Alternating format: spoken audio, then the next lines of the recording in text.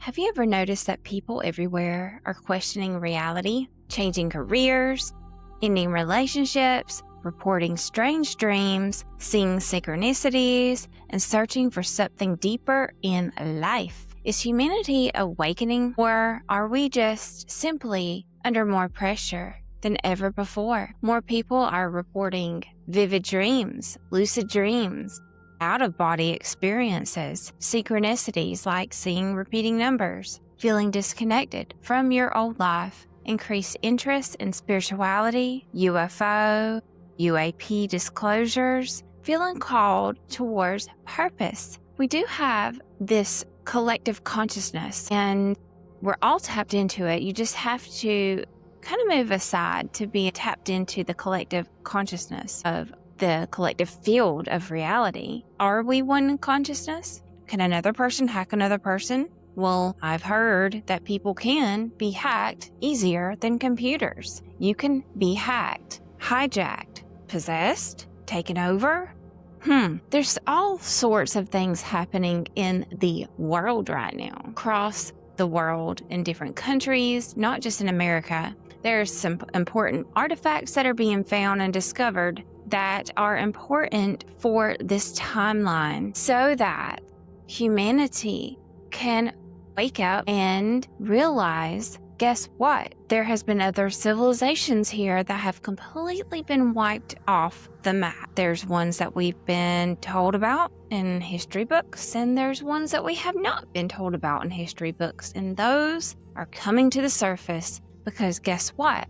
Anything that's hidden or done in darkness is definitely going to be brought to the light here. This is how it works. This is a law. Anything done in darkness is always brought to light. Also, there's this little thing called the observer effect. This observer effect. Some of us know that what we observe, we can actually shift timelines just by being an observer. Humans, guess what?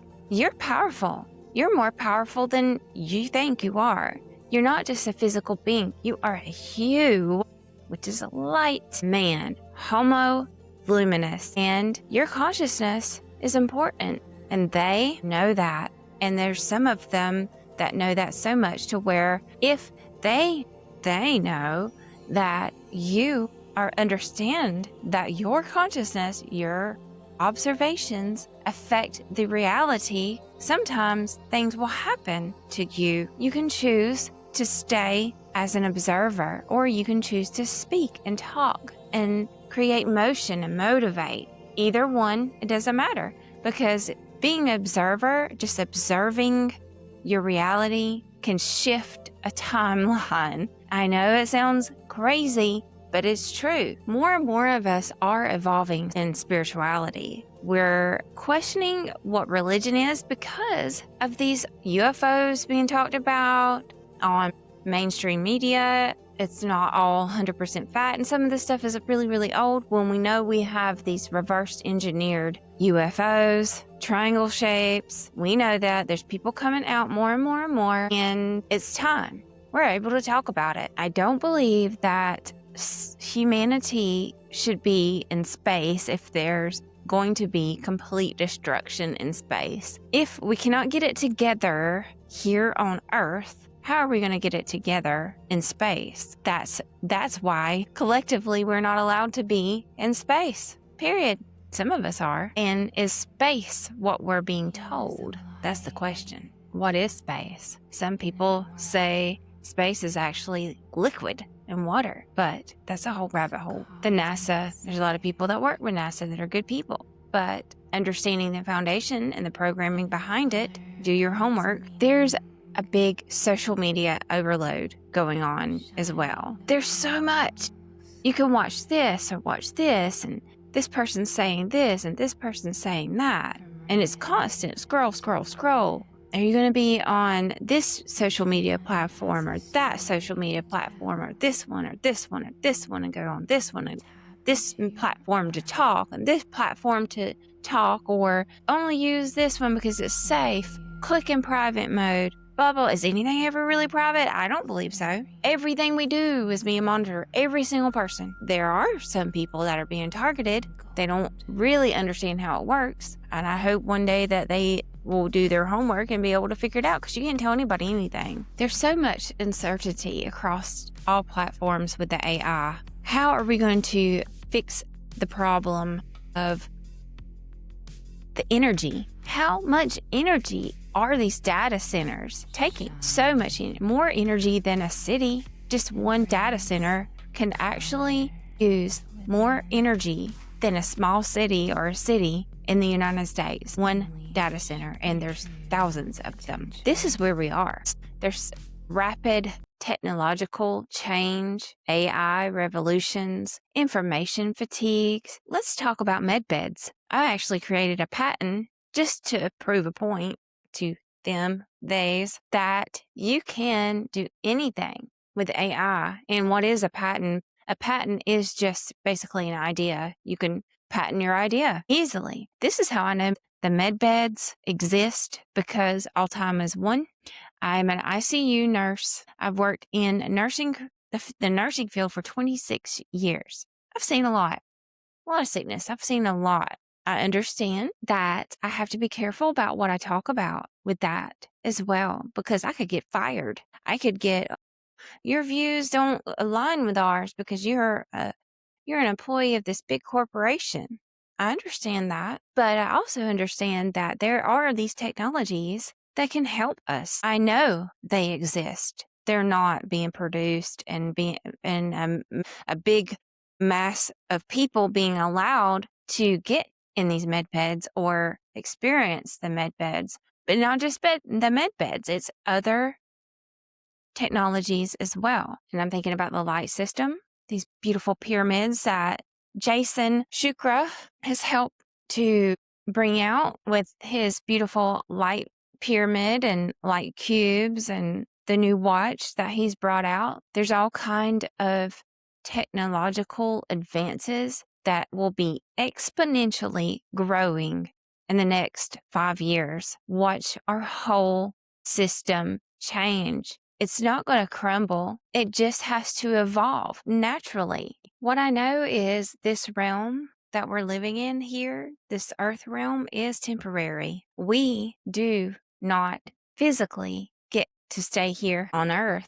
Our bodies die. But do we really die? Because are you your body? No, you are not your body. Your eye cannot blink your eye. Your eye cannot see your eye. Well, what does that mean? That means that you see your eye. Your eye does not see your eye. And what are you? Your consciousness, your awareness, your soul. And at the same time, understanding what is a soul. I've seen patients die.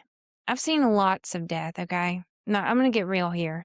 I would say I've seen thousands of people at their bedside die, take their last breath. I've had 26 years experience. I used to be a hospice nurse, going all around different cities, 14 counties. I've seen a lot of death, and I've seen the body hover over the body. Not in the way you would think. It's more like I can see the auric field, and the auric field changes. So I can see auras.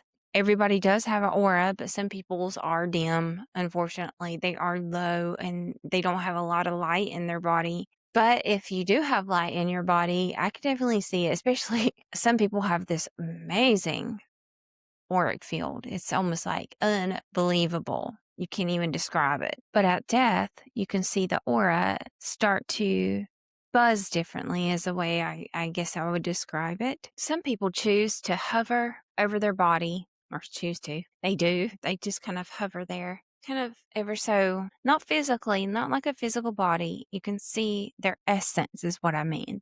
It's not even, you can't even see. Can you see essence? Can you see? There's a lot of things that we cannot see. We cannot see the things in life that are not physical. Well, okay. Well, that's not true, because our microscopic beings, these little microscopic bugs, I guess you would say, bacterias, mitochondria, are they physical? Yes, but we still can't see it with a naked eye. So our naked eye cannot see even some physical things. Definitely not the things that are not physical we can't see, but some things that are physical we cannot see. Some people can't read their paper. Most people, a lot of people are. I'm nearsighted, so I can see up close really, really well, almost pristine. Like so many people my age are losing their nearsightedness, but I actually can only see close really well. I can't see far off. So I'm a little bit opposite in a lot of ways. I've held hands with people crossing over. When I was 18 years old, I held the hand of my dying patient while her daughter told her to fly with the angels. I was 18 years old. That was my very first day in the hospital as a student nurse. My patient passed away. And then in my early 20s, I did a lot of hospice nurse care. And the reason why I was drawn to this, my very first patient died while I held her hand when I was 18 years old. After that, I went all over Jacksonville, Florida, and took care of end-of-life people that were end of life. I was the end of life nurse, and I've always been drawn to the spiritual aspect of everything. And about, year 2017, just not too long ago, a little over a decade ago, I come to the realization that there's a definition for somebody like me. That means I always felt like I wasn't from here. I really got annoyed when somebody would ask, "Where are you from?" Because I wanted to say, actually, I'm not from Earth. I'm born here, but I'm not from here. Understanding what consciousness is and how our universe is interweaved with each other, knowing that I'm from somewhere else, I started to relate to the term starseed. And this was in year 2017. So just a little over a decade ago, I discovered the term starseed. I'm not one of these people that got really involved in any starseed movements. I'm not one of these people that ever watched Star Wars, or has ever watched Star Trek. Ever. My entire life. I don't watch TV. Anybody that knows me, they know I can't. Every time I watch TV, all I want to do is analyze the production. I cannot even focus on the storyline. A lot of the times, I want to focus on the production. That's all I want to do. So why did they say their line that way? Why did they say their line this way? So this was in me from whenever I had my near-death experience at 3 years old, when I nearly drowned to death in the ocean of Hawaii. And then after that, I started to see that there's another side to life, the side that people didn't want to talk about, the spiritual side. I learned quickly when I raised my hand in 5th grade. I was this little quiet girl. I raised my hand in science class, and I asked my science teacher, "What are the little sparks that I see flying around people sometimes?" The class went silent, and the teacher said, "What are you talking about?" And I said, "Oh, never mind," and never said anything again, but then wondered, what are these sparks that I see around people sometimes? Well, I was seeing their guides or angels and their aura that nobody told me about. And as a starseed, when I started to relate to a starseed, was during the time where I was going through some bad relationship stuff, and I didn't want to be here anymore on this planet. Actually, I didn't want to be here anymore on the planet for the most of my life, honestly. Having to experience trauma when I was a child, and the fact that I came here, I chose this because I knew none of that mattered anyway. Like, what I mean is none of that mattered. I meant, you don't need let's see, how can I say this? Personally, for me, for my existence here, I knew whenever I came in here that actually I don't want to be confined I want the most freedom as I can have.